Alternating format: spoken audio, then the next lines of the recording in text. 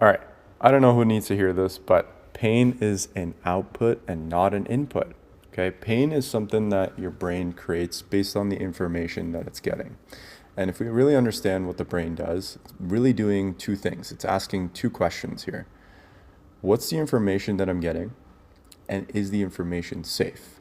Okay, so based on that, it creates an output. Sometimes it can be performing better, moving smoother, or sometimes it's tightness, it's pain, and that's an output that's being sent out. It's not an input.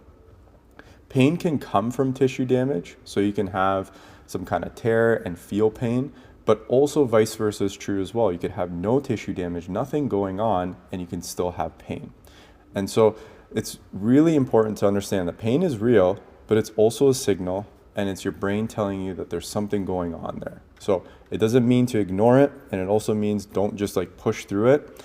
Instead, start asking the question, okay, what inputs does my brain need to actually feel safe doing this movement? And your brain is looking at so many different systems. You can look at your joint movements, you can look at your muscles, you can look at your senses. That means vision, balance, smell, taste, all of those matter in terms of creating the context of how to move. And then that dictates whether you do feel pain or tightness or move smoothly.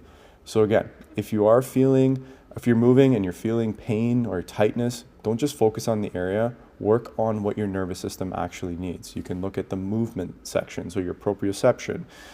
You can look at activating your sensors. So like maybe it's balance, maybe it's vision, maybe it's smell. Everyone's a little bit different. Maybe it's sensory work, trying to actually work on the sensors around that area.